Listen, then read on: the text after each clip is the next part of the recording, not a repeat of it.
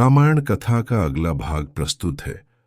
यह भाग अरण्य कांड में राम, सीता और लक्ष्मण की यात्रा को आगे बढ़ाता है, जहां वे महान ऋषि अगस्त्य से मिलते हैं और पंचवटी में अपना निवास स्थान बनाते हैं। रामायण कथा भाग 10 अगस्त्य दर्शन, दिव्यास्त्र प्राप्ति और पंचवटी निवास। नमस्कार। रामायण की इस ज्ञानवर्धक कथा यात्रा के 10वें भाग में आपका स्वागत है। पिछले भाग में हमने सुना कि कैसे राम, सीता और लक्ष्मण ने दंडकारण्य वन में प्रवेश किया, आर्षियों की रक्षा का संकल्प लिया, विराध राक्षस का वध किया और महर्षि शरभंग तथा उनके शिष्य सुतीक्ष्ण से भेंट की। महर्षि सुतीक्ष्ण के परामर्श पर वे अब दंडकारण्य में रहने वाले अन्य महान ऋषियों के दर्शन के लिए आगे बढ़ रहे थे। राम, सीता और लक्ष्मण ने महर्षि सुतीक्ष्ण से विदा ली और दंडकारण्य के गहन वन में अपनी यात्रा जारी रखी। वे अनेक आश्रमों में गए, जहां उन्होंने पायस, पवित्र और तपस्वी ऋषियों के दर्शन किए। उन्होंने उन ऋषियों की सेवा की और उनका आशीर्वाद प्राप्त किया। ये ऋषि भी राक्षसों द्वारा सताए जाते थे और राम ने उन्हें भी अपनी रक्षा का आश्वासन दिया। कई आश्रमों का भ्रमण करते हुए वे अंततः उस स्थान पर पहुंचे जहां महर्षि अगस्त्य का आश्रम था। महर्षि अगस्त्य दंडकारण्य के सबसे पूजनीय और शक्तिशाली ऋषियों में से एक थे। उनकी ख्याति दूर दूर तक फैली हुई थी। ऐसा माना जाता है कि उन्होंने एक बार अभिमान से ऊंचे उठ रहे विंध्य पर्वत को झुकने का आदेश दिया था और पर्वत तब से झुका हुआ है। यह भी कहा जाता है कि उन्होंने अपनी तपस्या के बल पर पूरे समुद्र को पी लिया था जब राक्षस उसमें छिप गए थे। वे अत्यंत ज्ञानी और तपस्वी थे। राम, सीता और लक्ष्मण ने महर्षि अगस्त्य के आश्रम में प्रवेश किया। आश्रम का वातावरण अत्यंत शांत और दिव्य था। महर्षि अगस्त्य अपने शिष्यों के साथ बैठे थे। राम ने सीता और लक्ष्मण सहित महर्षि अगस्त्य के चरणों में प्रणाम किया। महर्षि अगस्त्य राम, सीता और लक्ष्मण को देखकर अत्यंत प्रसन्न हुए। उन्होंने अपने योग बल से यह जान लिया था कि राम स्वयं भगवान विष्णु हैं और उनके वन में आने का उद्देश्य राक्षसों का संहार करना है। महर्षि ने उनका अत्यंत आदरपूर्वक स्वागत किया और उन्हें अपने आश्रम में ठहराया। महर्षि अगस्त्य ने राम की स्तुति की और उनके धर्म पालन के संकल्प की सराहना की। उन्होंने राम से कहा कि वे जानते हैं कि राम किस उद्देश्य से वन में आए हैं। फिर महर्षि अगस्त्य ने राम को कुछ अत्यंत महत्वपूर्ण वस्तुएं भेंट की। उन्होंने राम को इंद्र का एक विशाल और शक्तिशाली धनुष दिया, जो देवताओं के राजा इंद्र का था और जिसे विश्वकर्मा ने बनाया था। यह धनुष अत्यंत शक्तिशाली था और इसका प्रयोग केवल असाधारण बलशाली व्यक्ति ही कर सकता था। साथ ही महर्षि ने राम को 2 अक्षय तरकश, जिनमें बाण कभी समाप्त नहीं होते थे, एक तलवार और एक अभेद्य कवच भी प्रदान किया। ये सभी वस्तुएं अत्यंत दिव्य और शक्तिशाली थीं।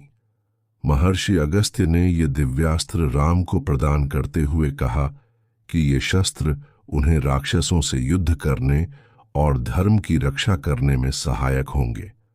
राम ने श्रद्धापूर्वक ये दिव्य शस्त्र ग्रहण किए। इसके बाद महर्षि अगस्त्य ने राम को रहने के लिए एक उपयुक्त स्थान का सुझाव दिया।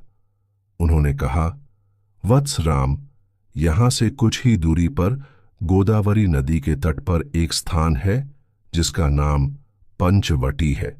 वह स्थान अत्यंत सुंदर, शांत और सभी प्रकार से रहने योग्य है। वहां फल फूल, जल और कंद मूल प्रचुर मात्रा में उपलब्ध है। वह स्थान आशियों और तपस्वियों के लिए भी उपयुक्त है। आप वहां अपनी कुटिया बनाकर निवास करें। वह स्थान राक्षसों का गढ़ लंका के निकट भी है, जहां से आप अपने कार्य को सिद्ध कर सकते हैं। महर्षि अगस्त्य ने पंचवटी का वर्णन करते हुए उसकी सुंदरता और अनुकूलता के विषय में बताया। राम ने महर्षि अगस्त्य का परामर्श और आशीर्वाद सहर्ष स्वीकार किया। महर्षि अगस्त्य से विदा लेकर राम, सीता और लक्ष्मण ने पंचवटी की ओर प्रस्थान किया। वे उस स्थान की तलाश में आगे बढ़े जैसा कि महर्षि अगस्त्य ने बताया था।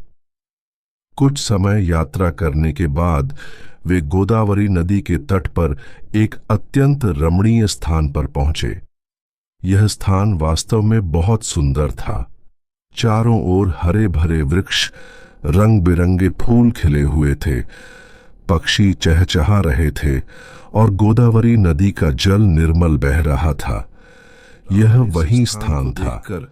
लक्ष्मण से कहा कि यह स्थान निवास के लिए अत्यंत उपयुक्त है। राम की आज्ञा पाकर लक्ष्मण ने अपनी कुशलता से उस सुंदर स्थान पर एक विशाल और आरामदायक पर्णकुटी का निर्माण किया।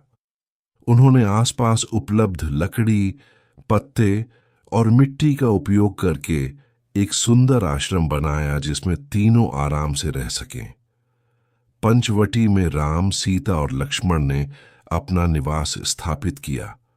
वे उस सुंदर और शांत वातावरण में सुखपूर्वक रहने लगे। राम और सीता प्रकृति की गोद में समय व्यतीत करते और लक्ष्मण उनकी सेवा में लगे रहते। उन्हें वनवास के कष्टों के बीच इस स्थान पर थोड़ी शांति मिली। पंचवटी में निवास के कुछ ही समय बाद राम, सीता और लक्ष्मण का सामना एक विशाल पक्षी से हुआ। यह पक्षी कोई साधारण नहीं था। यह जटायु नाम का एक विशालकाय गिद्ध था। वह सूर्य के सारथी अरुण का पुत्र था और उसका भाई संपाति था। जटायु ने राम को देखा और उन्हें पहचान गया। वह राम के पिता महाराजा दशरथ का पुराना मित्र था। जटायु राम के पास आया और उन्हें प्रणाम किया। उसने अपना परिचय दिया और बताया कि वह उनके पिता का मित्र है। जटायु बहुत वृद्ध था। उसने राम, सीता और लक्ष्मण के वन में होने का कारण पूछा। राम ने उन्हें सारी कहानी सुनाई, कैसे उन्हें वनवास मिला, कैसे वे वन में रह रहे हैं और कैसे वे यहाँ पंचवटी में निवास कर रहे हैं।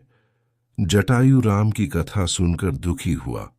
उसने राम से कहा, वत्स राम, तुम्हारे पिता मेरे मित्र थे। अब जब तुम वन में हो तो मैं तुम्हारी सहायता करूंगा। मैं इस वन में रहता हूं और यहाँ के मार्गों तथा खतरों को जानता हूं। जब तुम या लक्ष्मण कुटिया से बाहर जाओगे तब मैं सीता की रक्षा करूंगा। तुम निश्चिंत होकर अपने कार्य के लिए जा सकते हो। राम ने जटायु के इस प्रस्ताव को सुनकर अत्यंत प्रसन्नता व्यक्त की। उन्होंने जटायु को गले लगाया और उन्हें पिता के समान आदर दिया। उन्होंने जटायु के प्रस्ताव को स्वीकार कर लिया और उन्हें सीता की रक्षा का भार सौंपा। जटायु पंचवटी के आसपास ही रहने लगे, राम के परिवार के एक सदस्य की तरह। यह था रामायण कथा का 10वां भाग।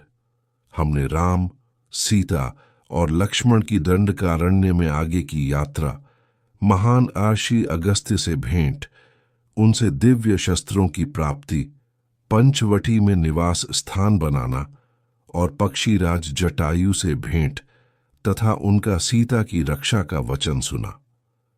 अगले भाग में हम देखेंगे कि पंचवटी में रहते हुए उनका सामना किन घटनाओं से होता है।